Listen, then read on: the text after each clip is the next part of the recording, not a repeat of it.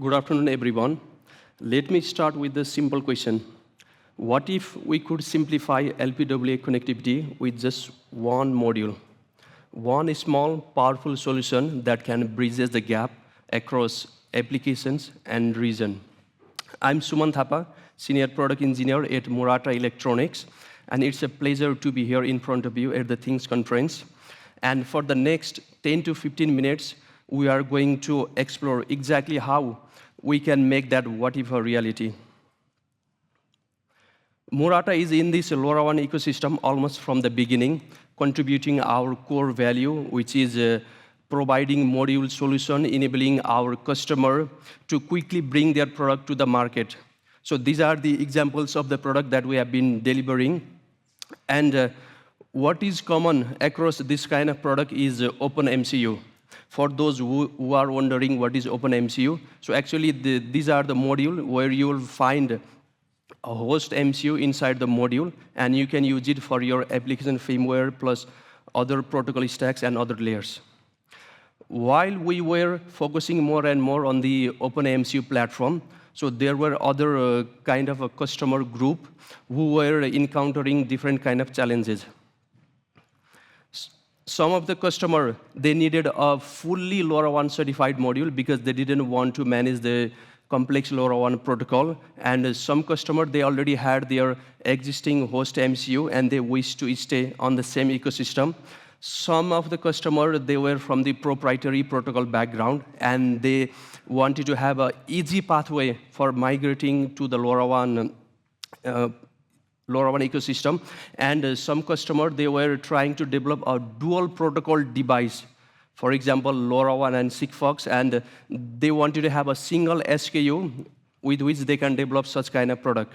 And recently, over this kind of years, what we are seeing is many customers who were developing the first generation of LoRaWAN device, now they want to redesign their device, but for the longevity, but while minimizing all the development cycle length and cost. So in summary, this kind of customer were looking for flexibility in MCU selection, ease of integration in both hardware and software, and a very cost-effective solution so that they can scale.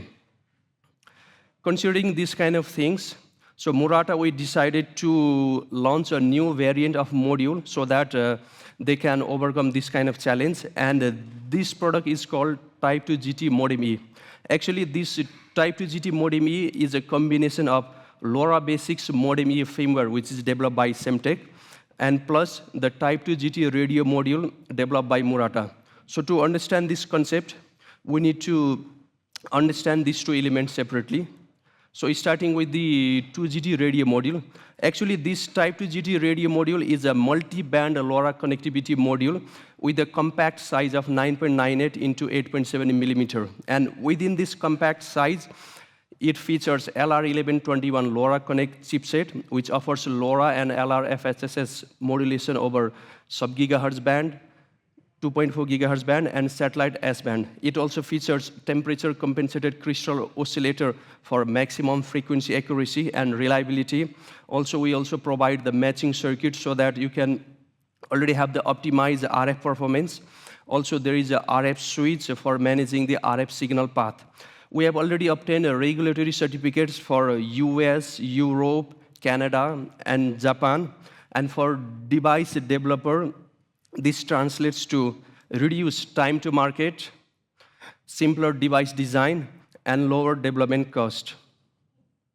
And now talking about the LoRa Basics Modem E firmware. So actually, this firmware is developed by Semtech. So this is the IP of Semtech. And this runs inside the LR1121 chipset of our module. And the communication of this firmware to the upper layer or to the host MCU is done through API command, which is implemented over SPI interface. And there are actually two different types of mode in this firmware. One is modem and transceiver. This modem supports modem API, and this kind of API is useful if you are trying to make a LoRaWAN device.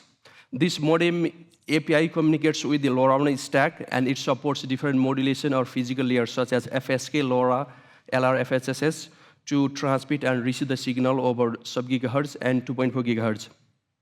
And there is another API called transceiver API, and this is useful if you are trying to develop a product that is LoRa-based proprietary or Sigfox or any other proprietary. So if you are targeting this kind of application, then you are better off using transceiver API.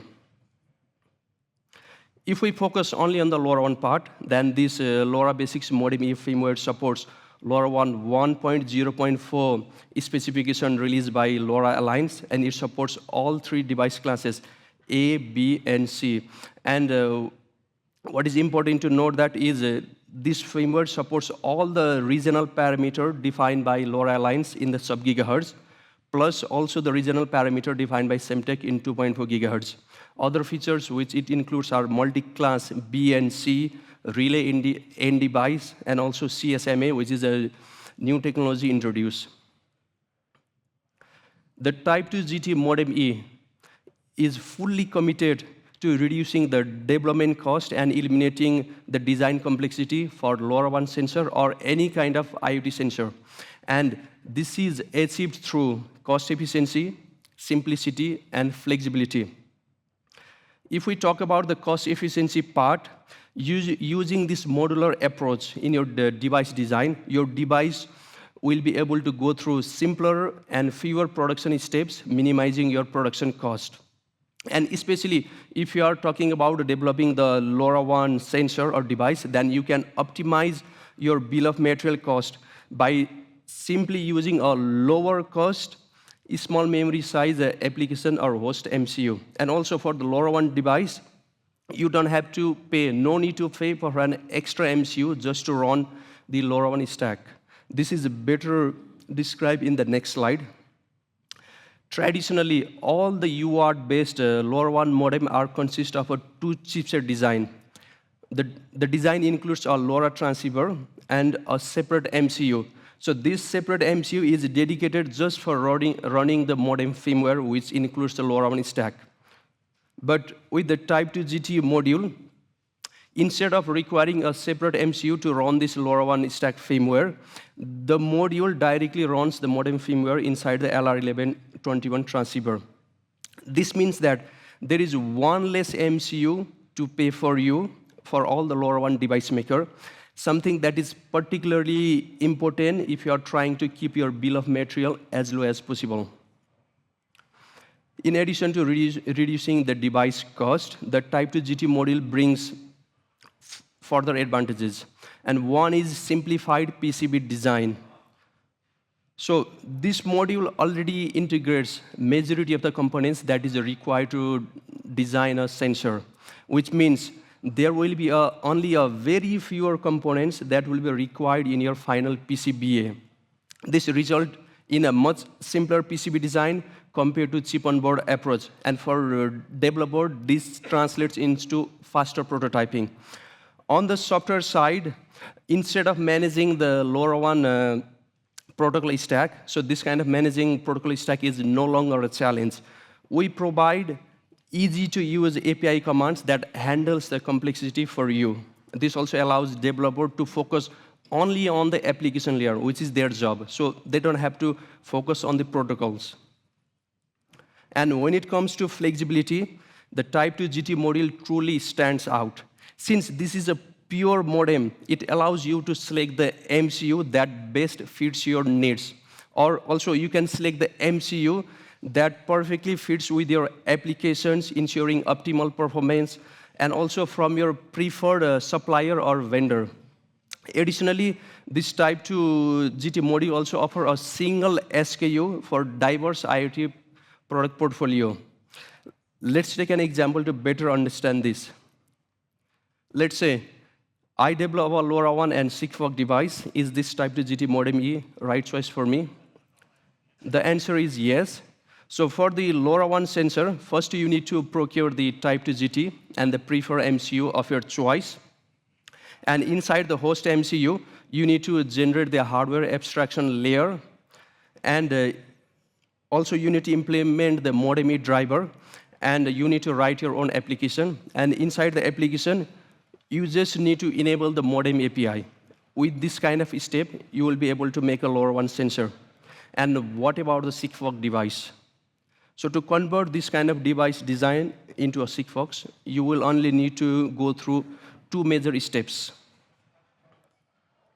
So for the Sigfox sensor, you keep the hardware design the same, no change. But inside the host MCU, you need to add the Sigfox stacks. And inside the application, you need to enable the transceiver API. With this kind of two major steps, you will be able to convert LoRaWAN sensor to Sigfox. But of course, there are several other small software tweaks which you need to go through. But my point is, you don't need major steps. And let's say, instead of having two different devices, you want to develop a single device that is LoRaWAN and Sigfox. So is Type 2 GT right choice for you? The answer is still yes. The steps are also the same. And instead of enabling single API on each device, you can enable both modem and transceiver API. And also you need to include some kind of application layer logic for protocol selection based on your user setting or network availability or other condition. The Type 2 GT module offers different features that are tailored for various IoT use cases, making it an ideal choice for a wider range of applications, from urban area, smart home and buildings, smart cities, industrial IoT, asset tracking, utilities, or remote agriculture. So these are just the examples of the application which we think as a very perfect fit for this module. But in reality, the Type 2 GT modem E is a perfect fit for any kind of IoT sensors that requires low power, wide area connectivity. And with this, I have come to the end of my keynote. Thank you so much for your time and your attention. I hope this keynote has inspired you to explore the potential of the Type 2 GT. And I'm really excited to see what you will create with this modem E. Thank you.